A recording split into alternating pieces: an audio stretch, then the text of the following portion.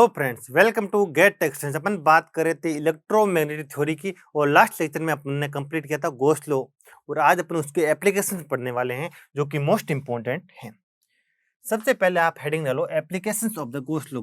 इसके अपन एप्लीकेशंस पढ़ने वाले हैं। सबसे फर्स्ट एप्लीकेशन है electric field intensity due to a point charge. किसी पॉइंट चार्ज के कारण इलेक्ट्रिक फील्ड इंटेंसिटी की बात करते हैं। गोस लॉ के अलग से आपको पता है गोस लॉ क्या है। गोस लॉ कहता है किसी भी क्लोज सरफेस से टोटल जितना flux living flux equal to उसके अंदर टोटल कितना चार्ज है उसके इक्वल होता है। ये अपना है गोस लॉ और इसकी मदद से अपन को इलेक्ट्रिक फील्ड इंटेंसिटी की वैल्यू फाइंड आउट करनी है किसी भी पॉइंट चार्ज के कारण। सबसे पहले गोस लॉ के एप्लीकेशन सबसे पहले आपके दिमाग में दो चीजें होनी चाहिए। आपको एक इमेजिनरी क्लोज सरफेस आपको हमेशा एज्यूम करनी पड़ेगी। देखो मैं आपको कुछ एक्स्ट्रा चीजें बता देता हूँ। गोस लॉ का एप्लीकेशन से पहले आपको दिमाग में होना चाहिए आपको एक इमेजिनरी क्लोज सरफेस एज्यूम करनी पड़ेगी। इससे पहले आपको दिमाग में होना चाहिए कि इस ज्योमेट्री को मैं कौन से कोऑर्डिनेट सिस्टम में हैंडल करूंगा। कोऑर्डिनेट सिस्टम का आपको गोस लॉ का एप्लीकेशन है ना, आने से पहले सबसे पहले आपको यह दिमाग में होना चाहिए कि इस ज्योमेट्री को कौन सी कोऑर्डिनेट सिस्टम में हैंडल करूंगा। कार्टेशियन के अंदर हैंडल करूंगा तो आसान रहेगा, या स्फेरिकल के अंदर हैंडल करूंगा तो आसान रहेगा, या फिर सिलेंड्रिकल के अंदर हैंडल करूंगा तो आसान रहेगा। सबसे पहले आपको कोऑर्डिनेट सिस्टम के बारे में दिमाग में आइडिया आना चाहिए कि कौन से कोऑर्डिनेट सिस्टम में ज्योमेट्री को हैंडल करना आसान रहेगा। फिर आपको एक इमेजिनरी क्लोज सरफेस एज्यूम करनी पड़ेगी। ये क्लोज सरफेस ऐसे एज्यूम करनी पड़ेगी कि इस क्लोज सरफेस के ऊपर कोई भी अगर आप डिस्प्लेसमेंट एरिया वेक्टर लोगे ना, वो इलेक्ट्रिक फील्ड के या तो क्या हो पैरेलल हो या क्या हो परपेंडिकुलर हो। इलेक्ट्रिक फील्ड को आप चाहे डी से लिखो चाहे ई से लिखो, दोनों क्या होता है इलेक्ट्रिक फील्ड के स्ट्रेंथ को मेजर करते हैं। डी और ई एक ही चीज होती है। एक कांस्टेंट को ई से मल्टीप्लाई कर देते ना परमिटिविटी से, तो ये किस में कन्वर्ट हो जाता है, डी में कन्वर्ट होता है। मैं इलेक्ट्रिक फील्ड को चाहे डी से लिखूं चाहे ई से लिखूं, दोनों एक ही चीज है। आपको ये पता होना चाहिए डी इक्वल टू एप्सिलॉन ई होता है। इसको इंटेंसिटी बोला जाता है और इसको क्या बोला जाता है डेंसिटी बोला जाता है। बस इतना सा फर्क है। इलेक्ट्रिक फील्ड को चाहे डी से लिखो चाहे ई से लिखो कुछ भी फर्क नहीं है। तो देखो आपको एक ऐसी इमेजिनरी क्लोज सरफेस एज्यूम करनी पड़ेगी जो या तो उसके ऊपर कोई भी डिस्प्लेसमेंट एरिया वेक्टर लूंगा ना, वो ऑलवेज या तो क्या हो डी के परपेंडिकुलर हो या फिर डी के पैरेलल हो। इनमें से एक होना चाहिए। आप रैंडम एंगल से कुछ भी एज्यूम नहीं कर सकते हो। यानी एक ऐसी क्लोज सरफेस, हमेशा ऐसी क्लोज सरफेस ही एज्यूम करनी पड़ेगी जिसके ऊपर आप अगर कोई भी डिस्प्लेसमेंट एरिया वेक्टर डीएस लोगे ना, वो या तो आपके डी के क्या हो पैरेलल हो या फिर परपेंडिकुलर हो। हमेशा ऐसी क्लोज सरफेस ही आपको एज्यूम करनी पड़ेगी। आई होप यहां तक आपको समझ आ गया होगा। सबसे पहले आपको आइडिया होना चाहिए कोऑर्डिनेट सिस्टम कौन से कोऑर्डिनेट सिस्टम में हैंडल करूं। फिर आपको पता इमेजिनरी सरफेस एक एज्यूम करनी पड़ेगी और ऐसी सरफेस एज्यूम करनी पड़ेगी जो डी के या तो क्या हो पैरेलल हो या फिर परपेंडिकुलर हो, या क्या हो परपेंडिकुलर हो। आई होप यहां तक आपको समझ आ गया होगा। देखो इलेक्ट्रिक फील्ड इंटेंसिटी अपन को फाइंड आउट करनी है due to a point charge. मान लो एक पॉइंट चार्ज क्यू है जो कि ओरिजिन पे रखा हुआ है। कहां पे रखा हुआ है, ओरिजिन पे रखा हुआ है। तो आपको पता है किसी पॉइंट चार्ज के कारण इलेक्ट्रिक फील्ड हमेशा क्या होती है रेडियली आउटवर्ड होती है। रेडियली आउटवर्ड निकलती है। जैसे एक बल्ब होता है, बल्ब से जैसे रे निकलती है ना, वैसे इससे इलेक्ट्रिक फील्ड निकलेगी। तो बताओ रेडियली आउटवर्ड डायरेक्शन को हैंडल करने, ओरिजिन से रेडियली आउटवर्ड डायरेक्शन को हैंडल करते टाइम अपन ने पढ़ा था एक ही होता है यूनिट वेक्टर जो रेडियली आउटवर्ड होता है ओरिजिन से, वो होता था ए आर कैप। क्या होता था, ए आर कैप, जो कि स्फेरिकल कोऑर्डिनेट सिस्टम में होता था। तो इस केस को हैंडल करने से पहले आपके दिमाग में आना चाहिए कि स्फेरिकल कोऑर्डिनेट सिस्टम ही यूज करना पड़ेगा। क्या यूज करना पड़ेगा, स्फेरिकल कोऑर्डिनेट सिस्टम ही यूज करना पड़ेगा। और आपको पता है कि इलेक्ट्रिक फील्ड है ना किस डायरेक्शन में होगी, ए आर कैप में होगी। ये होगी या नहीं होगी, बिल्कुल ए आर कैप में होगी। ये चीज आपको पता चल गई, बिल्कुल। अब आपको ये दिमाग में आना चाहिए कि इस इलेक्ट्रिक फील्ड का मैग्नीट्यूड किस पे डिपेंड करेगा। स्फेरिकल में तो आर भी होता है, थीटा भी होता है, फाई भी होता है। तो आपको पता होना चाहिए कि इस केस में ओनली आर पे डिपेंड करेगी। क्या डिपेंड करेगी, आर पे डिपेंड करेगी। मान लो ओरिजिन से आर डिस्टेंस पे मैं एक मान लो एक सर्किल एज्यूम करता हूँ, फाई क्या करता हूँ, वेरी कर रहा हूँ, फाई वेरी कर रहा हूँ, लेकिन डिस्टेंस क्या है, कांस्टेंट है। तो देखो यहाँ पर इलेक्ट्रिक फील्ड की जितनी स्ट्रेंथ होगी ना, उतनी की उतनी स्ट्रेंथ यहाँ होगी या नहीं होगी? क्यों? क्योंकि चार्ज ये भी आर डिस्टेंस पे, ये भी आर डिस्टेंस पे है। जब चार्ज से इक्वल डिस्टेंस पे पॉइंट है तो वहां पर इलेक्ट्रिक फील्ड की मैग्नीट्यूड में कोई फर्क नहीं आएगा। तो आपको पता होना चाहिए डी की डायरेक्शन ए आर में होगी और इसका मैग्नीट्यूड ओनली आर पे डिपेंड करेगा, ना कि थीटा और फाई पे। ये चीज आपको खुद से ही सोचनी पड़ेगी, ये चीज खुद से ही सोचनी पड़ेगी हर केस में। सबसे पहले ये सोचना पड़ेगा कौन से अब मैं कोऑर्डिनेट सिस्टम में हैंडल करूंगा तो आसानी रहेगी। तो आपको पता चल जाएगा स्फेरिकल कोऑर्डिनेट सिस्टम में। क्यों स्फेरिकल में? क्योंकि इलेक्ट्रिक फील्ड की डायरेक्शन रेडियली आउटवर्ड होगी, तो रेडियली आउटवर्ड को हैंडल करने के लिए अपन एक ही यूनिट वेक्टर है जो ए आर कैप है। ए आर कैप किस में? स्फेरिकल कोऑर्डिनेट सिस्टम में। स्फेरिकल में आर होता है, थीटा होता है, फाई होता है, लेकिन इसका मैग्नीट्यूड थीटा और फाई पे डिपेंड नहीं करेगा। ये आपके दिमाग में होनी चाहिए, ओनली आर पे डिपेंड करेगा। ओनली ओरिजिन से डिस्टेंस दूर जाऊंगा ना तब इलेक्ट्रिक फील्ड की स्ट्रेंथ कम होगी, और पास जाऊंगा तो इलेक्ट्रिक फील्ड की डिस्टेंस क्या होगी? ज्यादा होगी। अगर उसके अराउंड में घूमूंगा ना सेम डिस्टेंस पे तो उसकी स्ट्रेंथ पे कोई फर्क नहीं आएगा। तो उस वजह से थीटा और फाई पे इसके मैग्नीट्यूड डिपेंड नहीं करेगा, ओनली आर पे डिपेंड करेगा। किस पे डिपेंड करेगा? ओनली आर पे डिपेंड करेगा।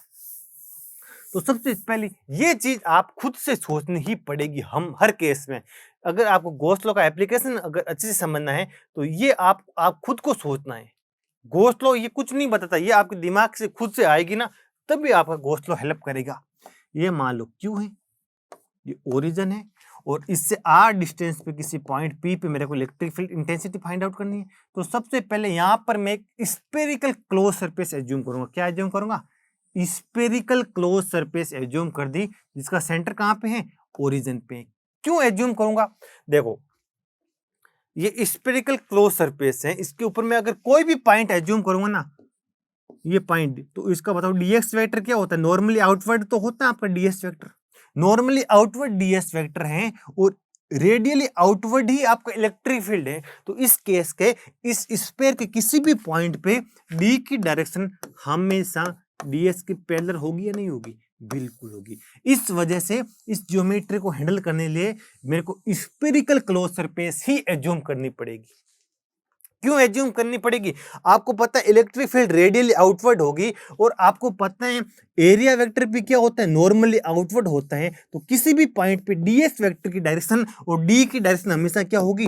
एक ही डायरेक्शन में होगा या नहीं होगा? बिल्कुल होगा। तो अब मैं यूज करता हूं तो क्या हो जाएगा? क्लोज सरफेस आ गई, डी डॉट डीएस, डीएस और डी क्या हो जाएगा? हमेशा एक ही डायरेक्शन में होगा। तो यहां क्या लिख देता हूं? डी, और आगे क्या आ जाएगा? ds इक्वल टू क्या हो जाएगा? क्यू हो जाएगा। बिल्कुल हो जाएगा। क्यू होगा या नहीं होगा? बिल्कुल। अब देखो ये है आर डिस्टेंस पे, आर डिस्टेंस पे हर पॉइंट पे मेरा डी तो क्या रहेगा? कांस्टेंट रहेगा। डी आ गया बाहर, अंदर क्या बचा? ds equal to Q. अब देखो इस सरफेस के किसी भी पॉइंट पे अगर मैं डी की बात करूंगा तो डी तो क्या रहेगा? कांस्टेंट रहेगा। डी तो आर के साथ चेंज होगा, किसी फिक्स आर के लिए डी की वैल्यू तो क्या रहेगी? कांस्टेंट रहेगी। तो डी आ गया बाहर। अब देखो इसका मतलब क्या होता है? डीएस का मतलब क्या होता है? टोटल क्लोज, क्लोज मतलब इसका एरिया कितना है? सरफेस एरिया कितना है? तो आप कहोगे डी इंटू इसका एरिया कितना आ जाएगा? 4 pi are square equal to q आ जाएगा। डी का मैग्नीट्यूड क्या मिल गया अपन को? Q upon 4 pi are square. और अगर मैं वेक्टर फॉर्म में लिखूंगा तो मेरा वेक्टर फॉर्म क्या मिल जाएगा? Q upon 4 pi are square A R cap मिलेगा। आई होप यहां तक आपको समझ आ गया होगा। डी इस इंटीग्रल के बाहर क्यों आया? आपको पता है अगर आर कांस्टेंट है तो अपन का डी भी एक कांस्टेंट ही होगा। थीटा और फाई पे डी वेरी करने वाला नहीं है। तो अंदर क्या बचा? डीएस बचा। इसका मतलब क्या होता है? क्लोज इंटीग्रल डीएस का मतलब इसका टोटल सरफेस एरिया, यही तो होता है। तो इसका surface area 4 pi are square, D की value q upon 4 pi are square, D की value q upon 4 pi are square A R cap. I hope यहां तक आपको समझ आ गया होगा। अब सेकंड इसका एप्लीकेशन है इलेक्ट्रिक फील्ड, चाहे मैं डी लिखूं चाहे ई लिखूं एक ही बात है। Electric field due to a due to infinite line charge, किसी इन्फिनाइट लाइन चार्ज के कारण इलेक्ट्रिक फील्ड आपको फाइंड आउट करनी है। क्या? इलेक्ट्रिक फील्ड ड्यू टू एक इन्फिनाइट लाइन चार्ज। मान लो एक इन्फिनाइट लाइन चार्ज है, ये ऐसा कोई इन्फिनाइट लाइन चार्ज है। क्या है? Infinite line charge. मान लो इसकी डेंसिटी है रो एल। क्या है? Rho L coulomb per metre. इसकी लाइन चार्ज डेंसिटी है rho L coulomb per metre, और ऐसे एक इन्फिनाइट क्या है लाइन चार्ज है आपको सामने गिवन है मान लो। और देखो सबसे पहले तो आपको डायरेक्शन पता होनी चाहिए, डायरेक्शन किधर होगी, कौन से कोऑर्डिनेट सिस्टम में हैंडल करूंगा तो आसान रहेगी, तो आपको पता होना चाहिए। इसकी वजह से अगर मान लो ये कोई पॉइंट पी है, क्या पॉइंट पी है, अगर इस पॉइंट पे इलेक्ट्रिक फील्ड निकालूंगा तो इसकी वजह से कैसे होगी, इधर होगी या नहीं होगी, बिल्कुल। और इधर एक पॉइंट लूंगा तो उसकी वजह से कैसे होगी, इधर होगी। तो मेरी बताओ इसके अगर मैं कंपोनेंट करूंगा तो दोनों का एक एक कंपोनेंट इधर आएगा और एक एक कंपोनेंट ऊपर और नीचे आएगा, ये तो आपस में कैंसिल होगा या नहीं होगा, बिल्कुल कैंसिल होगा। तो बताओ इसकी वजह से किसी भी पॉइंट पे इलेक्ट्रिक फील्ड क्या होगी, नॉर्मली आउटवर्ड होगी या नहीं होगी, इस जेड एक्स के, बिल्कुल होगी, नॉर्मली आउटवर्ड होगी। क्या होगी? Normally outward. सबसे पहले आपको डायरेक्शन का पता होना चाहिए, इसकी वजह से इलेक्ट्रिक फील्ड कैसे होगी, नॉर्मली आउटवर्ड होगी। किसी भी पॉइंट पे आप अगर निकालोगे ना तो हमेशा क्या होगी, नॉर्मली आउटवर्ड। नॉर्मली आउटवर्ड आते ही आपको दिमाग में आ गया होगा कि एक कोई लाइन है और जिसके नॉर्मली आउटवर्ड इलेक्ट्रिक फील्ड है, तो वो लाइन आप एज्यूम कर सकते हो जेड एक्स एज्यूम कर सकते हो, और इसको आप ए रो कैप एज्यूम कर सकते हो। क्या? ए रो कैप एज्यूम कर सकते हो। मतलब इस ज्योमेट्री को सिलेंड्रिकल कोऑर्डिनेट सिस्टम में हैंडल करना आसान रहेगा। सिलेंड्रिकल कोऑर्डिनेट सिस्टम में इस ज्योमेट्री को हैंडल करना आसान रहेगा, बिल्कुल। और आपको पता है जो आपके इलेक्ट्रिक फ्लक्स हैं, फ्लक्स एंड डेंसिटी है, डी की वैल्यू किस डायरेक्शन में होगी, ए रो कैप। और आपको पता है ए रो कैप क्या होता है, नॉर्मली आउटवर्ड ही तो होता है, जेड एक्स के नॉर्मली आउटवर्ड होता है, ऐसे नॉर्मली आउटवर्ड तो होता है, यही तो होता है आपका ए रो कैप। और आपको पता है ये डी का मैग्नीट्यूड फाई और जेड पे डिपेंड नहीं करेगा, हाइट पे थोड़ी डिपेंड करेगा और फाई पे थोड़ी डिपेंड करेगा, ये तो डिपेंड करेगा कि जेड एक्स से कितनी डिस्टेंस पे है। तो ये ओनली रो पे डिपेंड करेगा, किस पे डिपेंड करेगा, ओनली रो का फंक्शन होगा। इसका मैग्नीट्यूड ओनली रो पे मतलब डिपेंड करेगा, और इसकी डायरेक्शन किस पे होगी, ए रो कैप में होगी। आई होप यहां तक आपको समझ आ गया होगा। ये चीज आपके दिमाग से आपको आनी ही चाहिए, ये चीज आपको लिखनी आनी चाहिए, बस फिर तो अपना काम हो गया। अब देखो ये अपन को इलेक्ट्रिक फील्ड का आइडिया आ गया कि इलेक्ट्रिक फील्ड रो के साथ चेंज होगी, मतलब जेड एक्स से डिस्टेंस बढ़ेगी, इस लाइन चार्ज से जैसे जैसे डिस्टेंस बढ़ेगी इसका मैग्नीट्यूड क्या होगा, चेंज होगा, मतलब कम होगा, और इसकी डायरेक्शन क्या हो जाएगी, ए रो कैप में होगी। यहां तक आपको पता चल गया होगा। अब आपको एक इमेजिनरी क्लोज सरफेस एज्यूम करनी पड़ेगी। क्या? एक इमेजिनरी क्लोज सरफेस, मान लो मैंने ये वाली एज्यूम कर ली, ये मान लो क्लोज सरफेस है, सिलेंड्रिकल क्लोज सरफेस है, ये मैंने इमेजिनरी क्लोज सरफेस एज्यूम कर ली। तो आपको पता है इलेक्ट्रिक फील्ड क्या होगी, नॉर्मली आउटवर्ड होगी। तो देखो यहां पर अगर मैं इसका एरिया वेक्टर लूंगा तो इसका एरिया वेक्टर की डायरेक्शन भी इधर होगी, और इलेक्ट्रिक फील्ड की डायरेक्शन भी अपन क्या है, नॉर्मली आउटवर्ड है, तो डी की डायरेक्शन भी ऐसे होगी या नहीं होगी, बिल्कुल होगी। तो ये जो कर्व सरफेस बन रही है, जो सिलेंड्रिकल सरफेस बन रही है चारों तरफ, इस सरफेस पे तो आपके डीओ डीएस आपस में क्या होंगे, पैरेलल होंगे या नहीं होंगे, बिल्कुल होंगे। यहां पर देखो ये जो ऊपर और नीचे, इनको देखो, इनको देखो, इनकी सरफेस को देखो, यहां पर आपको एरिया वेक्टर तो कैसा होगा, जेड की तरफ होगा नहीं होगा, ए जेड कैप की तरफ होगा। ये देखो ये आपका एक सिलेंडर है, तो आपको इस ऊपर वाली सरफेस है, ऊपर और बॉटम वाली सरफेस, इनका एरिया वेक्टर क्या होगा, इस जेड कैप की तरफ होगा। इसका एरिया वेक्टर कैसा होगा, नीचे की ओर होगा, माइनस इस जेड कैप की तरफ होगा। और ये पता है डी की डायरेक्शन किधर है, ए रो कैप की तरफ है, ये किसकी तरफ है, इस जेड कैप की तरफ है। तो यहां पर इस सरफेस पे D is perpendicular to the DS, और यहां पर भी क्या होगा, D is perpendicular to the DS. होगी या नहीं होगी, बिल्कुल होगी। यहां पर भी डी और डीएस आपस में परपेंडिकुलर होंगे, और यहां पर भी डी और डीएस आपस में क्या होंगे, परपेंडिकुलर होंगे, और इस सरफेस पे डी और डीएस आपस में क्या होंगे, पैरेलल होंगे। होंगे या नहीं होंगे, बिल्कुल होंगे। तो अपन को पता है गॉस लॉ अपन को क्या बोलता है, गॉस लॉ अपन को बोलता है D dot D S equal to Q, यही तो बोलता है बिल्कुल। और ये क्लोज सरफेस तीन ओपन सरफेस से मिलकर बनी हुई है, एक ओपन सरफेस ये, एक ओपन सरफेस ये और तीसरी ओपन सरफेस ये। तो दो ओपन सरफेस का तो कितना आ जाएगा, जीरो होगा ही नहीं होगा, क्योंकि आपस में डी और डी एस आपस में क्या है, परपेंडिकुलर है। तो पीछे ओनली एक ओपन सरफेस यही तो बचेगी, बिल्कुल ये बचेगी। तो open surface D dot D S, ये आपस में क्या है, पैरेलल है, तो क्या लिख दूंगा, डी डी एस। ये इसको मान लेता हूं मैं सरफेस S1 एज्यूम कर लेता हूं, इसको एज्यूम करता हूं S2 एज्यूम करता हूं, और इसको एज्यूम करता हूं S3। तो यहाँ क्या ओनली S2 ही तो होगा जो ओपन सरफेस है। इस क्लोज सरफेस को तीन ओपन सरफेस के इंटीग्रल में मैं अगर अलग अलग बांट दूंगा तो इस S1 के अराउंड कितना आ जाएगा, जीरो आ जाएगा। S3 के अराउंड कितना आ जाएगा, जीरो आ जाएगा। ओनली S2 के अराउंड बचेगा इक्वल टू Q। तो बताओ अगर मैंने इसकी लेंथ को L एज्यूम कर लिया, क्या L, और इसके ऊपर charge density rho L coulomb per metre है, तो इस क्लोज सरफेस के अंदर टोटल कितना चार्ज आ जाएगा, रो एल इंटू एल आएगा नहीं आएगा, बिल्कुल आ जाएगा, रो एल इंटू एल के इक्वल हो जाएगा। अब देखो ds रो एल इंटू एल, अब मैंने एज्यूम कर लिया है कि ये है ना, ये जो सिलेंडर है इसके मान लो मैंने एज्यूम कर ली, इसकी रेडियस कितनी है, रो रेडियस है। तो अगर मैं इसको करूंगा सोल्व तो अपना d आ जाएगा बार, क्योंकि जब मेरा रो फिक्स हो जाएगा ना, रो फिक्स हो जाएगा तो मेरा डी भी क्या हो जाएगा, कांस्टेंट हो जाएगा। डी की वैल्यू रो पे तो डिपेंड करती है, लेकिन फाई और जेड पे डिपेंड नहीं करेगी। जब रो फिक्स हो जाएगा तो मेरा डी क्या हो जाएगा, कांस्टेंट ही तो होगा। ये मैंने इस इनफिनाइट लाइन चार्ट से रो डिस्टेंस पे एक सिलेंडर एज्यूम किया है। इस सिलेंड्रिकल हर पॉइंट पे क्या होगा, डी एक कांस्टेंट ही तो होगा।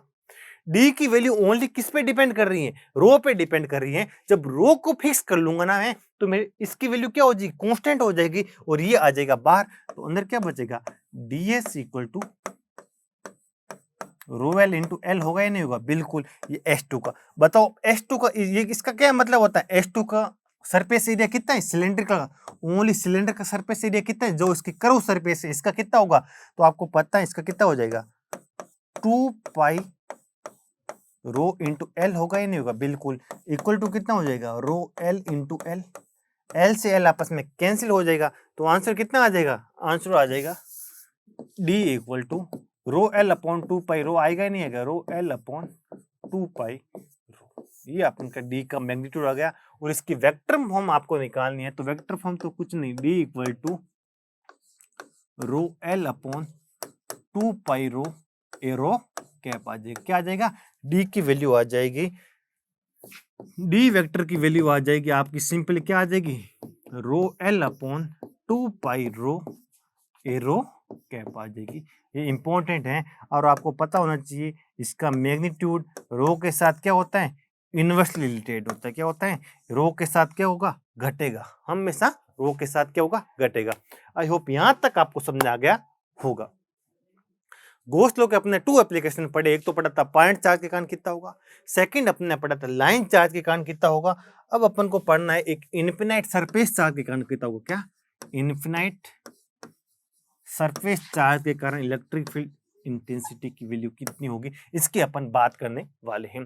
तो सबसे पहले अगर इनफिनाइट सरफेस चार्ज है तो आपको पता होना चाहिए इसके कारण हमेशा फील्ड क्या होती है, यूनिफॉर्म होती हैं। क्या होती हैं, एक यूनिफॉर्म फील्ड हमेशा जनरेट करती हैं। और अगर मान लो मेरे पास ये इनफिनाइट क्या है सीट, आप ऐसे मत एज्यूम करना इनफिनाइट लाइन चार्ज है, ये मान लो एक कोई सरफेस है, क्या है, एक सरफेस है जो कि इनफिनाइट सीट है, क्या है, यानी ऐसे भी इनफिनाइट जा रही है, अंदर भी इनफिनाइट जा रही है, ऊपर भी इनफिनाइट जा रही है, नीचे भी क्या जा रही है, इनफिनाइट जा रही है। इसके कारण हमेशा इनफिनाइट सीट चार्ज कारण फील्ड क्या होती है, यूनिफॉर्म होती हैं, और इससे क्या होगी, नॉर्मली आउटवर्ड होगी। और यूनिफॉर्म फील्ड को अपन ऐसे ही तो करते हैं, सो बिल्कुल इधर क्या हो जाएगी, ऐसे। इसके कारण फील्ड कैसे होती है, यूनिफॉर्म फील्ड होती है। ये आपके दिमाग में होना ही होना चाहिए।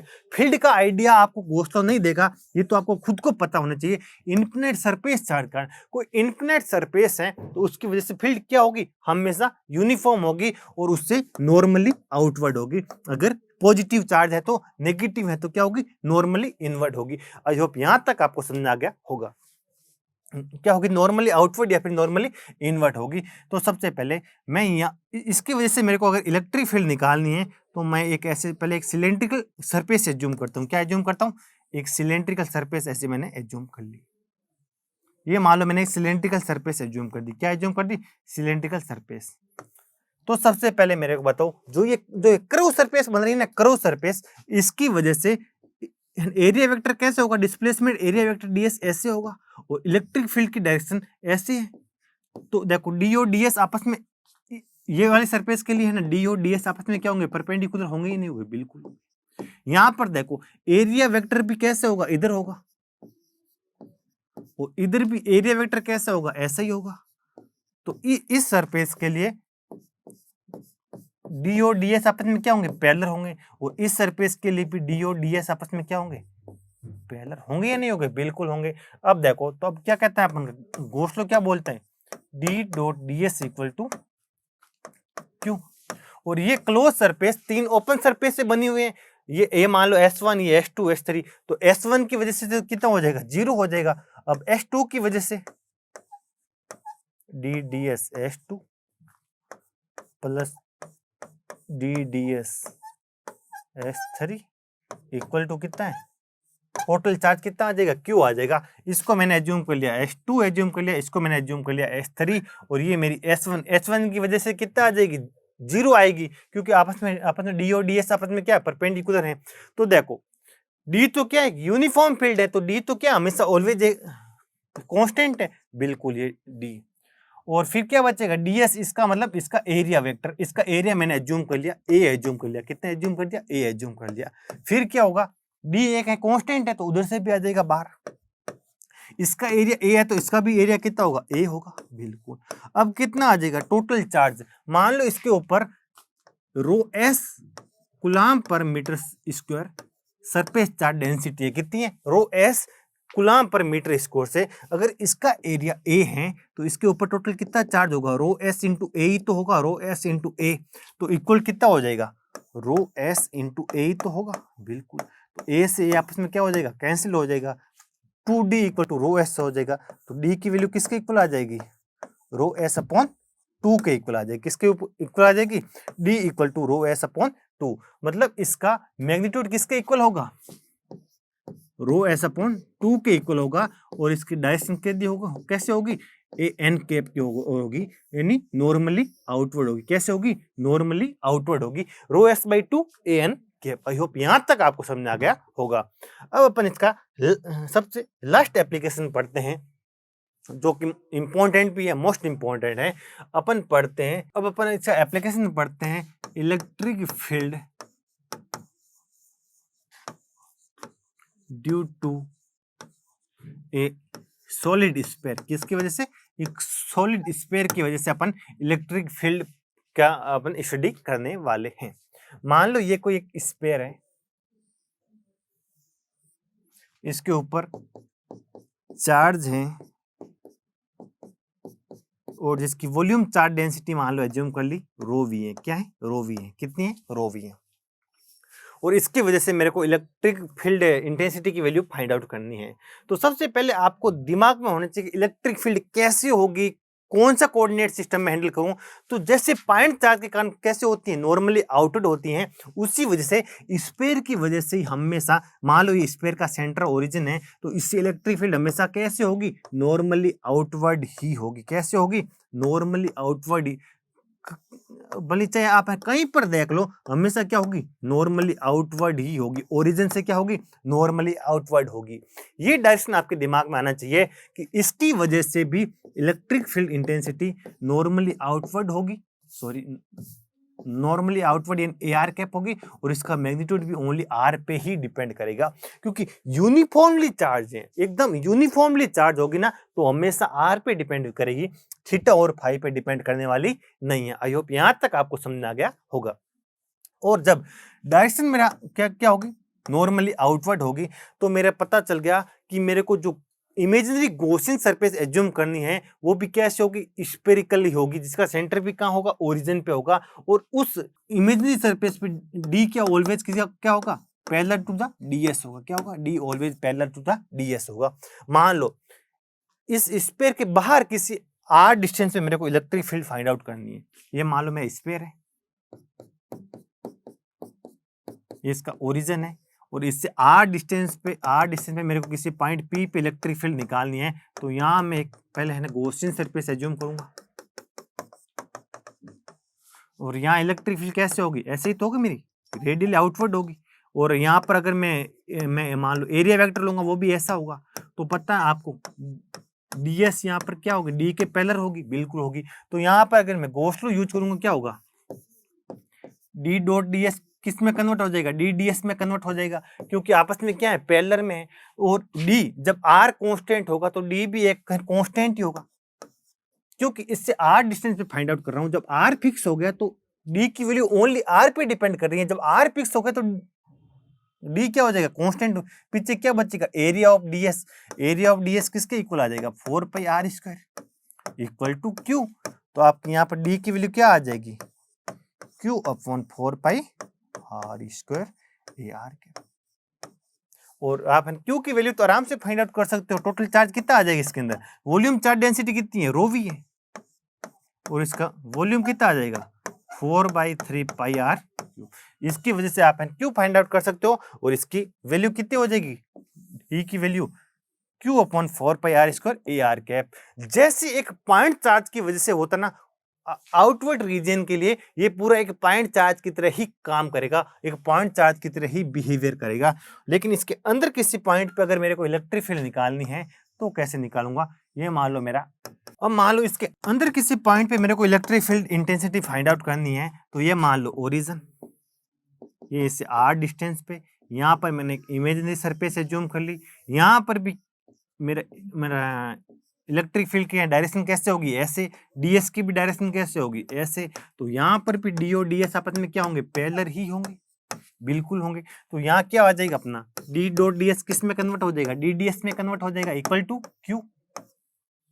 डी क्या हो जाएगी, जब आर फिक्स कर दी मैंने तो मेरी डी की वैल्यू क्या हो जाएगी, कांस्टेंट हो जाएगी। डीएस की वैल्यू किसके इक्वल हो जाएगी, 4 पाई आर स्क्वायर की इक्वल हो जाएगी, और क्यू की वैल्यू किसके इक्वल हो जाएगी। अब मेरा ओनली इतना सा वॉल्यूम है जिसके अंदर वॉल्यूम चार्ज डेंसिटी कितनी है, रो वी है। तो आंसर कितना आ जाएगा, rho v into 4/3 pi r cube होगी या नहीं होगी, बिल्कुल। तो 4 पाई आर स्क्वायर से 4 पाई आर को मैं अगर करूंगा कैंसिल, तो डी की वैल्यू किसके इक्वल आ जाएगी, रो आर अपॉन 3 के इक्वल आ जाएगी। किसके इक्वल आ जाएगी, रो आर अपॉन 3 के इक्वल आ जाएगी। ये आई होप आपको समझ आ गया होगा। तो मेरे को बताओ अंदर किसी पॉइंट के लिए क्या आंसर आ जाएगा, rho v r upon 3 a are cap हो जाएगी। ये इसकी इलेक्ट्रिक फील्ड की वैल्यू आपको समझने आ गई होगी।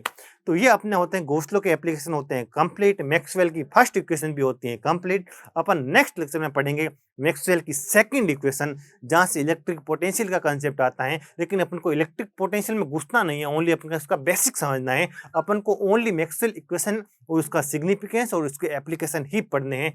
तो आई होप यहाँ तक आपको मैंने जो मैक्सवेल की इक्वेशन चार्ज ज्योमेट्री पे पढ़े थी, एक पॉइंट चार्ज पे, एक लाइन चार्ज पे, एक सरफेस चार्ज पे और एक वॉल्यूम चार्ज पे, वो चारों आपको समझ में आ गई होगी। तो इस लेक्चर के लिए इतना ही। तो थैंक यू सो मच।